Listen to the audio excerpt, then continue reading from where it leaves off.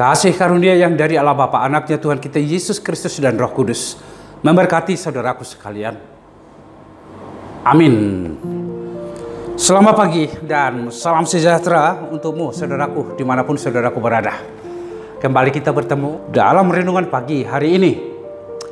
Firman Tuhan yang menyapa kita pagi ini tertulis dalam kitab 1 Petrus pasal 3 ayat 9, dikatakan begini.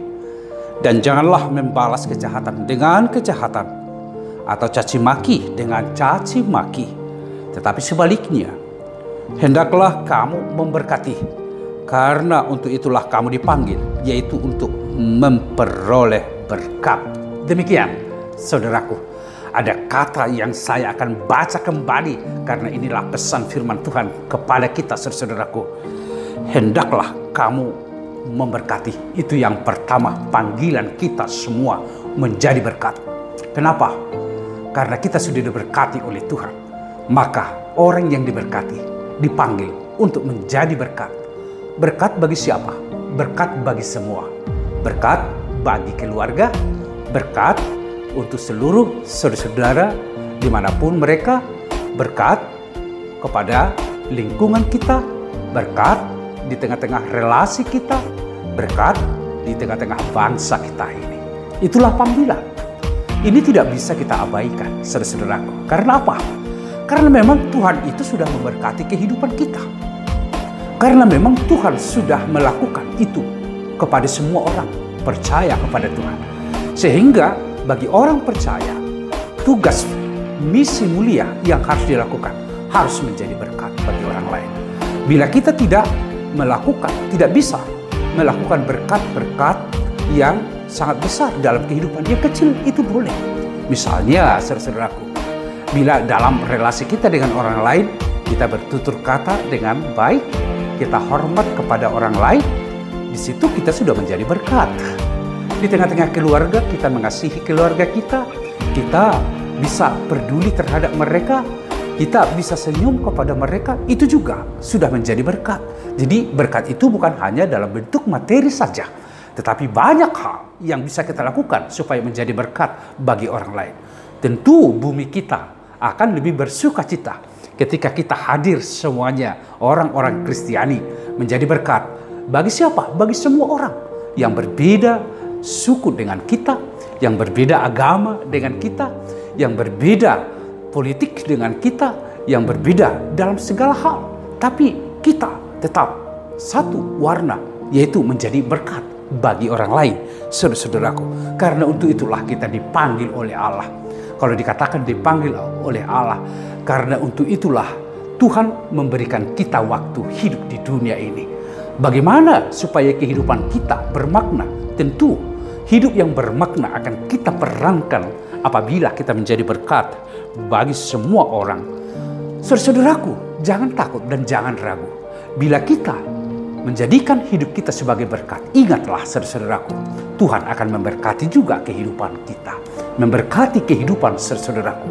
Jangan miskin rohani dalam pengertian miskin untuk memberi menjadi berkat bagi orang lain. Bila saya mendambakan berkat yang luar biasa kepada Tuhan, tentu saya akan perankan bahwa hidup saya menjadi berkat. Itulah saudaraku panggilan yang pertama dari firman Tuhan yang kita dengarkan pada hari ini. Tetapi yang kedua saudaraku apa? Jangan membalas kejahatan dengan kejahatan atau caci maki dengan caci maki. Artinya segala perbuatan-perbuatan yang menjadikan hidup kita semakin kacau itu jangan dibalaskan. Bahkan panggilan kita sebagai orang Kristen, ingatlah saudara-saudaraku, kejahatan tidak bisa mungkin mengalahkan kejahatan. Yang mungkin melakukan itu adalah perbuatan baik. Kebencian tidak mungkin bisa mengalahkan kebencian. Yang mungkin melakukan itu adalah cinta kasih. Permusuhan tidak mungkin mengalahkan musuh. Yang bisa mengalahkan itu adalah perdamaian.